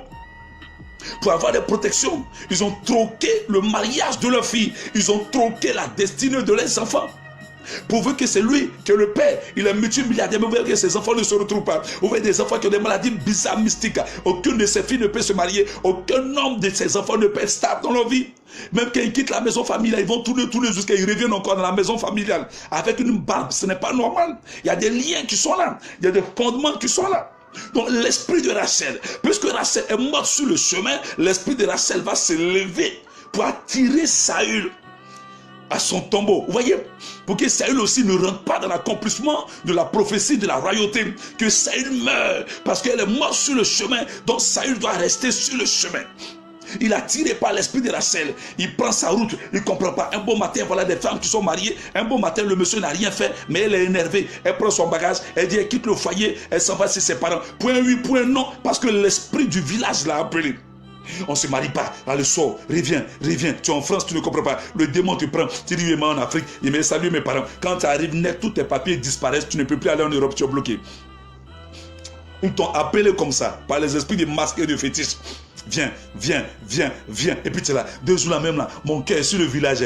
2 jours là même, je pose toi à ma maman. Bon, y aller la saluer un peu. Quand tu arrives là-bas, toi, ils sont assis sur toi. L'esprit de Rachel t'attrape, tu ne peux plus venir. Tu perds tous tes emplois, le date des avions périmés, tout est périmé, tous tes papiers disparaissent. On va enlever à faire l'Europe, même que tu as foyer là-bas. Tu oublies tout et puis tu es là en Afrique et tu es au village. Alors que tu as laissé ton mari là-bas pour venir, pour faire aller-retour. L'esprit de Rachel. Et plusieurs sont fatigués, sont victimes de ces esprits-là. Et vous ne comprenez pas, mon mari là même, vous faites des histoires inutiles parce que cet esprit est en train de vous appeler. Cet esprit est en train de vous appeler. Cet esprit est en train de vous appeler. Oui, mon papa m'appelle, toi la même. Non. Cet esprit est en train de vous appeler.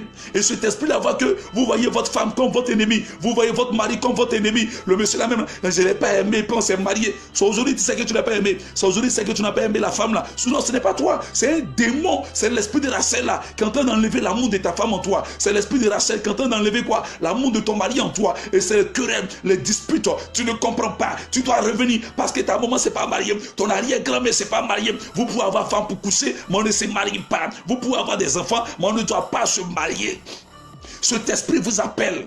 Le prophète dit, tu as reçu l'onction, mais tu trouveras 2 hommes auprès du sépulcre de Rachel. Ce n'est pas que Saül lui-même va décider d'aller au sépulcre, mais cet esprit va t'hypnotiser. Ce démon va t'attirer. Viens vers moi, viens vers moi, viens vers moi, viens vers moi. Par moment, ce démon-là peut vous amener à faire des bêtises. Et puis votre mari va tomber sur vous. Un bon matin comme ça, tu es tenté pour être infidèle. Tu es tenté de tromper ton mari. Et le jour où tu vas décider de tromper ton mari, c'est là même ton mari vient t'attraper pour qu'on te divorce. Vous jouez l'esprit de Rachel. Ne jouez pas avec l'esprit de Rachel. L'esprit de Rachel est là pour vous amener à faire des bêtises, à faire des erreurs, pour qu'un homme vous laisse, pour qu'une femme vous laisse. L'esprit de Rachel. Alors que vous êtes à l'église, on dit Lévi n'était pas encore né, mais il était dans les reins d'Abraham. Quand on parle, non, j'ai pas la langue, j'ai fait ceci, est-ce que c'est encore dans les liens? Vous n'avez rien compris. Jésus dit, il dit, quand il a fait sortir Lazare, il dit, détachez-le et laissez-le partir. Jésus a ressuscité Lazare, mais Lazare est encore lié. Donc Paul a dit quoi? Paul dit dans Romains chapitre 8, il dit, moi Paul, là, je reconnais que la loi est bonne. Mais moi, je suis un homme charnel, vendu au péché. Vous comprenez? Paul reconnaît dans son esprit. Il dit, c'est la loi de Dieu en moi, mais cependant, la loi de la chair me retient captif. Paul sait ce qui est bon, mais à cause de la loi du péché, parce qu'il est descendant de la nature adamique, tu es descendant d'une famille où il y a eu des autels, où il y a eu des pâtes, des esprits des eaux, où chez vous il y a masque, il y a esprit des masques, il y a vaudou, il y a toutes ces pratiques. Depuis que vous êtes nés, on vous fait passer devant les fêtes de tradition, les fêtes des générations, des femmes dans les villages ou des régions où les femmes devaient être excisées. Il y a des pratiques où des démons sont derrière. Où il y a fait d'igname, où il y a fait de temps, arrivé un moment, un âge, toutes les filles doivent passer par là, où les garçons doivent passer par là. Vous êtes sous un contrôle d'un démon qui se fait comme pour vous, mari de lui ou bien femme de lui. Et les choses commencent à basculer dans votre vie. Ce démon est tellement jaloux. Le jour où Dieu a annoncé une prophétie sur ta vie, le démon va t'amener à commettre une bêtise pour que tu ne rentres pas dans l'accomplissement de la prophétie. Le démon ne peut pas empêcher la prophétie de s'accomplir, mais c'est de t'amener à commettre un péché pour que tu sois disgracié. Dieu avait dit à Moïse, que c'est Moïse qui devait faire entrer le peuple à Canaan. Regardez, Moïse était à quelque part de Canaan. Mais la Bible dit, Dieu va dire à Moïse de parler au rocher. Le démon de colère va rentrer dans le cœur de Moïse. Moïse va désobéir à la parole de Dieu. Moïse va frapper au rocher. Le rocher, au lieu de parler. Alors Dieu dit à Moïse, tu ne rentres plus à Canaan. Vous voyez un peu comment le démon fait? Le démon est caché. Il attend le jour que tu seras quelque part de ton miracle, au seuil de ta destinée, au seuil de ton mariage, au seuil pour recevoir ton titre de séjour, pour recevoir ton travail, pour recevoir ton honneur, ta promotion, ton succès, ton argent pour commencer ta société. Le démon là, l'esprit de Rachel commence à se manifester et tu es emporté par la colère, un tempérament impulsif, tu es radical et puis tu perds. L'esprit de Rachel. L'esprit de Rachel a pour but de vous bloquer sur le chemin de la destinée afin que vous ne rentrez pas dans l'accomplissement de votre destinée. Afin que vous n'expérimentez pas l'épanouissement, la stabilité, la joie du mariage. L'esprit de Rachel, parce qu'elle n'est pas rentrée dans le pays, elle est morte sur le chemin, le blocage spirituel, les barrières invisibles. Vous ne comprenez pas, on voit en vous le talent, on voit des potentiels en vous, mais vous ne pouvez pas jouir de ces potentiels. Vous ne pouvez pas exceller. Il y a un blocage, mais qu'on ne peut pas expliquer. Mais qu'est-ce qui ne va pas? Aujourd'hui, tu viens de faire quoi? Ta thèse de soutenance, tu viens de faire ton audition, tu viens de faire ton examen. On dit oui que vraiment tu as répondu à toutes les questions, mais tu as échoué. Pourquoi tu as échoué? Il y a quelque chose qui n'est pas normal. N'acceptez pas. Mais Dieu est Dieu. Heureusement que le prophète a donné l'onction à qui? À Saül. Il dit, tu trouveras 2 hommes près du sépulcre de Rachel. Comme Dieu t'aime, Dieu sait que l'esprit de ton arrière-grand-mère va vouloir te rattraper. Vous savez, Dieu a positionné d'abord 2 personnes. Le chiffre 2 est le chiffre du témoignage. Oui, Dieu a placé 2 personnes. Regardez, ces 2 personnes se trouvent où? À côté du sépulcre, du tombeau de Rachel, de ton arrière-grand-mère. Lorsque cet esprit va vouloir te séduire et que tu seras en train de partir dans la mort, en train de retourner en arrière, vers comment tu vives la vie de ta mère, vivre la vie de ton papa, ramener le passé aux yeux des gens qui vivent. Il y a des gens qui reproduisent la vie de leurs parents. Vous allez voir, il y a des femmes qui vivent la vie qu'elles sont en train de vivre là, c'est la vie que les mamans ont vécue. Il y a des gens qui vivent la vie qu'ils sont en train de vivre là, c'est la vie de leur père. Ta vie n'est pas la vie de ton père, ta vie n'est pas la vie de ta mère. Tu ne dois pas t'arrêter là où ton père s'est arrêté, tu ne dois pas t'arrêter là où ta mère t'a arrêté. Tu dois refuser. Il dit, on ne dira plus tel père, tel fils. On ne dira plus tel. Il dit, je suis venu apporter l'épée entre le père et le fils et l'épée entre la mère et la fille. C'est pas parce que ta mère a échoué 3 fois avant d'être heureuse que toi aussi tu as échoué 3 fois pour être heureux. Non, la vie de ton père n'est pas ta vie. Refuse de vivre la vie de ton père. Refuse de reproduire la vie de ta mère. Refuse de reproduire la vie de ta tante. Refuse de reproduire la vie de ton oncle. Ton histoire n'est pas l'histoire de ton oncle. Ton histoire n'est pas l'histoire de tes cousins, de tes cousines. Dis non. Car toi, tu as Christ. Et ils n'ont pas connu Jésus, mais toi, tu as accepté Jésus. Amen. Refuse. Alléluia. Regardez ces 2 personnes. La particularité de ces 2 hommes-là. La Bible précise, le prophète dit, tu trouveras 2 hommes près du sépulcre de Rachel. Regardez, les 2 hommes-là, ils n'apparaissent pas comme ça. Si vous lisez bien votre Bible, vous allez voir que dans Luc chapitre 24, à partir du verset 1 au verset 6, quand Christ est ressuscité du tombeau, la Bible précise qu'il y avait 2 hommes, 2 anges qui sont apparus, qui étaient là, qui ont roulé la pierre et qui étaient là. Et lorsque Marie de Magdala et les autres femmes sont arrivées, ces 2 anges-là ont dit aux femmes, allez-y, dit à ses frères qu'il est ressuscité du tombeau. Vous voyez, ces 2 anges-là, c'est eux qui sont chargés de garder le tombeau et de délivrer tous ceux qui sont victimes des liens du tombeau et de la mort. Donc, ce sont les 2 anges qui ont apparu au tombeau de Jésus ici. C'est les 2 qui étaient venus, les gardiens, pour délivrer les enfants de Dieu du tombeau et des liens de la mort. Donc le prophète dit, tu trouveras 2 hommes près du tombeau de Rachel. Ils ont une mission, ils ont une particularité, et de briser, de rouler la pierre du tombeau et de te laisser sortir, de te faire sortir. Amen. Aujourd'hui, d'autres sont morts, mais d'autres parents sont morts en enterrant la gloire de leurs enfants. Mais ces 2 personnes roulent le tombeau pour que quoi, Jésus sorte du tombeau. Donc ces 2 personnes ont une particularité. Dans l'une de leurs missions, est d'ouvrir le cercueil et de faire ressusciter ta gloire qui a été enterrée par la sorcellerie, de faire sortir du tombeau ton succès qui a été enterré, de faire sortir du tombeau ton élévation qui a été enterrée, de faire sortir du tombeau ton mariage qui a été enterré, de faire sortir du tombeau ta prospérité qui a été enterrée, de faire sortir du tombeau ta promotion qui a été enterrée, de faire sortir du tombeau ta santé qui a été enterrée, de faire sortir du tombeau ta destinée qui avait été hypothéquée et enterrée par la sorcellerie. Alors quand Saül est arrivé au tombeau, la Bible déclare que Saül, les 2 hommes ont pour mission de bloquer Saül, l'empêcher de tomber dans le tombeau de son arrière-grand-mère. Ça veut dire que tu ne dois pas t'arrêter là où ton arrière-grand-mère s'est arrêtée. Et la Bible dit, le prophète dit, tu trouveras 2 hommes, ils vont te faire dévier et ils te montreront sur le chemin la frontière de Benjamin. My God. Et le prophète précise, il dit sur la frontière de Benjamin. Quand on dit frontière, ça veut dire quoi? Une frontière veut dire terminus. Une frontière vient fixer une limite d'un lieu ou un espace, un territoire à un autre territoire. Quand on vous dit ici c'est la frontière, ça veut dire ici là, c'est ici la limite.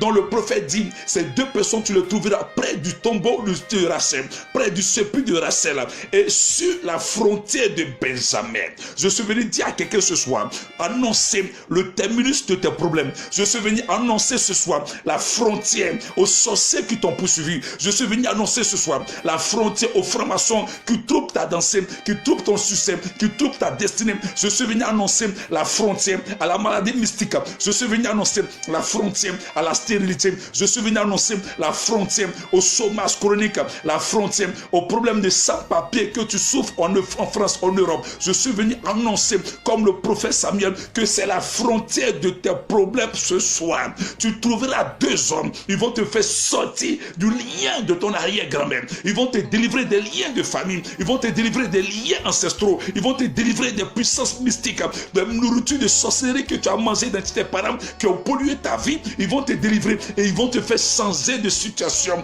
Tu passes d'une frontière à une autre frontière. Les démons vont s'arrêter à cette frontière. C'est une frontière que Dieu a fixée. Dieu a fixé une limite, une frontière aux sorciers, aux marabouts, à l'envoûtement, à la sorcellerie qui te trouble depuis 1 an, 5 ans, 10 ans, 20 ans. Trop, c'est trop. La Bible dit dans Ésaïe chapitre 8 verset 23 que les ténèbres ne régneront pas toujours, car la Bible déclare que Dieu dit, il y a un temps pour chaque chose, il y a un temps pour qu'on te manipule, il y a un temps pour que tu souffres, il y a un temps que tu souffres, il y a un temps que tu as des problèmes, qu'on se moque de toi, mais le temps de la fin de tes problèmes sont arrivés. C'est la frontière à la sorcellerie, c'est la frontière à la maladie mystique, c'est la frontière à la confusion, la frontière au chômage, la frontière à l'envoûtement, la frontière aux maladies. Non, la frontière Il dit, sur la frontière de Benjamin. My God. Alléluia. Il dit, sur la frontière de Benjamin. Écoute-moi, Benjamin signifie le fils de ma droite. Benjamin signifie le fils de ma droite. Or, pourquoi on précise sur la frontière de Benjamin? Donc ça veut dire Benjamin est le fils de Rachel. Rachel est sa maman. Rachel est la maman de Benjamin. Rachel est morte. Donc quand l'esprit de Rachel va vouloir attraper fils, va vouloir attraper qui? L'esprit de Rachel va vouloir attraper Saül pour le faire rentrer dans le tombeau. Maintenant Benjamin aussi qui est mort. Benjamin va dire non, maman, trop c'est trop. Tu as trop détruit la vie. Mais Saül, il faut le laisser. Benjamin signifie fils de ma droite. Donc Benjamin qui signifie le fils de ma droite, alors que la Bible déclare que Jésus-Christ a été souverainement élevé et il s'est assis à la droite du Père. Donc ça veut dire que l'esprit de Jésus va agir au travers de l'esprit de Benjamin qui signifie le fils de ma droite. Il dit assieds-toi à ma droite jusqu'à ce que je fasse de tes ennemis ton aspire. Donc Benjamin va s'élever pour dire à maman, maman c'est assez, maman trop c'est trop. Tu as troublé la vie de mes enfants, tu as troublé la vie de tous ceux qui sont de ma tribu. Trop c'est trop. Saül, faut le laisser. Saül, tu ne peux pas le toucher. Saül, trop c'est trop. Tu as tué des gens dans la sorcellerie. Tu as bloqué des ventes dans la sorcellerie. Tu as divorcé des foyers par la sorcellerie. Mais lui là, trop c'est trop. Tu as trop fait, maman. Laisse-le et Benjamin va te récupérer. Il va te faire changer de position. Tu passes de la position de gauche à la position de la droite. Parce que Benjamin signifie le fils de ma droite. Le terminus à tes problèmes et te fait changer de position. Sans cela, je peux appeler sens interdit, déviation à droite. Ce soir, je vais annoncer aux sorciers, aux démons, aux problèmes dans ta vie que ce soit sens interdit.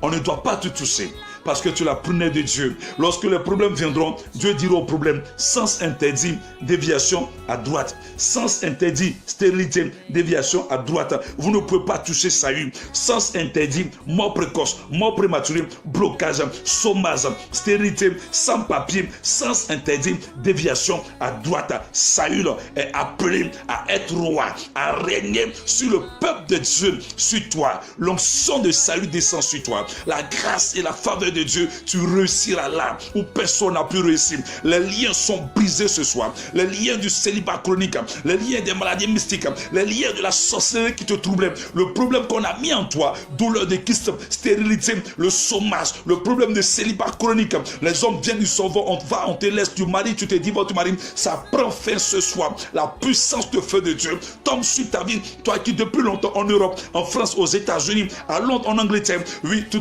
trouvais des situations de problèmes dans le foyer. Ton problème dans le foyer avait atteint un niveau parce que les jeunes les priaient, rien n'a marché. Je prie que le Dieu de Dieu, Jésus-Christ, qui est mort à la croix pour toi, la Bible dit, c'est écrit, tout est accompli. Je prie que tous les sorciers, toutes les sorcières qui troublent ton foyer, libère ton foyer, libère ta maison. La sorcellerie lâche prise. La paix entre ton mari et toi, la paix entre ta femme et toi. Désormais, ton mari te verra comme une nouvelle femme, ta femme te verra comme son chéri, le chéri de son cœur. Et tout ce qui n'avait jamais marché va commencer à marcher. Et sur tes larmes, il y a encore de l'espoir. La Bible dit, avec Jésus-Christ, nous ferons des espoirs. Avec Yeshua, nous ferons des espoirs. Christ a vaincu la mort pour toi. Il est ressuscité. Il n'est plus dans le tombeau. Le tombeau est vide. Le pouvoir de l'esprit de Rachel ne peut plus te contrôler. Tu ne mourras pas là où ton père est mort. Tu ne mourras pas là où ta mère est morte. Tu ne t'arrêteras pas là où tu vas t'arrêter. Ils vont t'attendre longtemps au sépulcre, mais ils ne te verront pas tomber dans le sépulcre parce que Dieu a mis 2 hommes. Ils vont te donner un témoignage parce que le chiffre 2 est le chiffre du témoignage. Tu auras un témoignage avant la fin de cette année. Le mois commence pour toi. Jusqu'à ce mois de mars, au mois d'avril, je t'annonce que tu rendras témoignage.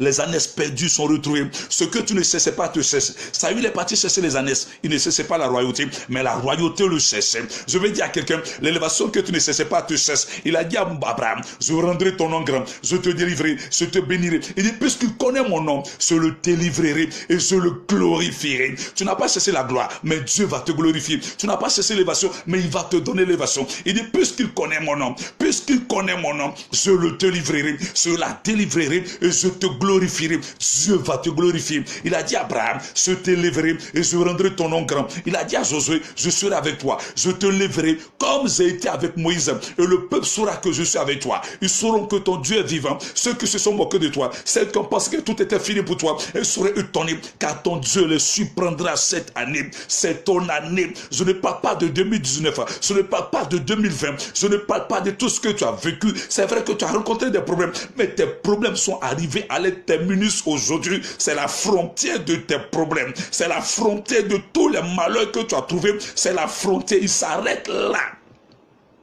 Quand il arrive à la frontière, frontière c'est frontière. Ce n'est pas demi-frontière, c'est vraie frontière. Il y a les corps habillés qui sont là spirituels. Pour dire au problème, vous devez vous arrêter là. Lui, il doit passer parce que tu es un pèlerin de Dieu. Tu as reçu cette onction pour régner. La Bible déclare que Christ en nous, l'espérance de la gloire. Que celui qui est en nous est plus grand que celui qui est dans le monde. Alléluia. Soyez bénis avec ces paroles. Je brise toute puissance satanique. Tout lien qui vous retenait captif, que le sang de Jésus vous arrose, vous protège et que Dieu restaure votre vie. Vous soyez le soir de Dieu, la marque du sang sur vous. Et sur vos lames, rien n'est encore fini. Avec Dieu, ferez des exploits. Cherchez l'Éternel et se laissera trouver par vous. Soyez bénis, que la paix de Dieu soit votre partage, que le Seigneur vous garde, bénisse votre nuit, bénisse votre maison, et que ce que vous n'avez jamais expérimenté, vous l'expérimentez, que la joie soit votre partage. Soyez bénis, soyez bénis, soyez bénis. Shalom, shalom, shalom.